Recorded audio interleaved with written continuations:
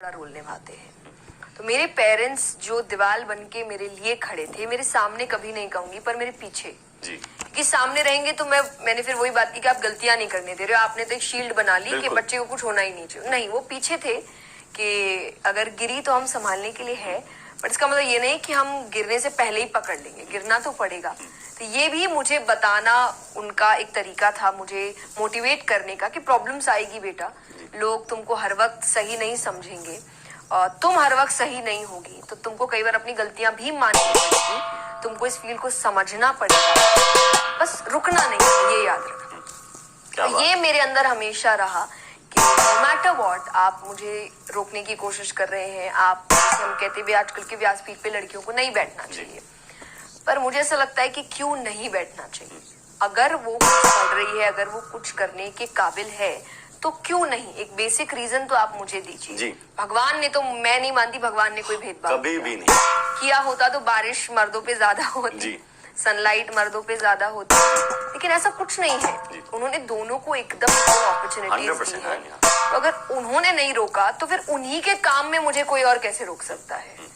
तो ये I think एक मोटिवेशन है। पता नहीं, आप, मुझे ऐसा लगता है जब आप कुछ ऐसा करें ना जिससे आप प्यार करते हैं, आप खुद ही नहीं रुकते कि मुझे तो ये करना है, देखा जाएगा जो होगा।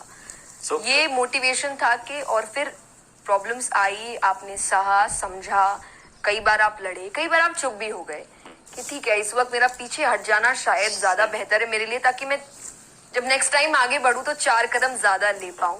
तो ये चीजें थोड़ा सा टेक्निकली समझ के किया और भगवान ने साथ दिया। कभी कभी तो फ्रस्ट्रेशन होती होगी। बिल्कुल बिल्कुल। आई थिंक ट्रोलिंग, जब मैंने फर्स्ट टाइम ट्रोलिंग से इनकाउंटर हुआ मेरा, मैं फ्लाइट में थी और एक होता है ट्रोलिंग किसी की होती है, but just because you're a girl तो आपकी ट्रोलिंग ही अलग होती है, आपको बातें ही अलग कही जाती है।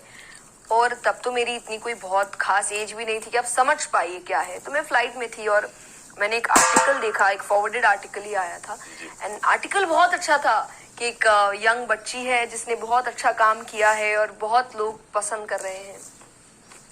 तो मुझे ऐसा लगा कि इतनी अच्छी बात है, मेरे बारे में लिखी गई, आई शुड सी कि लोग क्या बोल रहे हैं।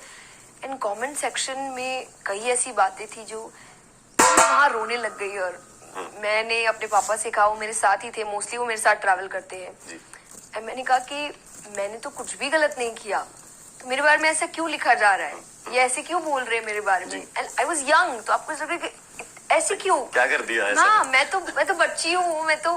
लेकिन उस दिन मैंने 2 चीजें समझी। एक, जो मेरे पापा ने कहा कि तुम कुछ भी करो, लोग हर वक्त खुश नहीं होंगे तुमसे, और इसका मैं सबसे बड़ा एग्जाम्पल देती हूँ कि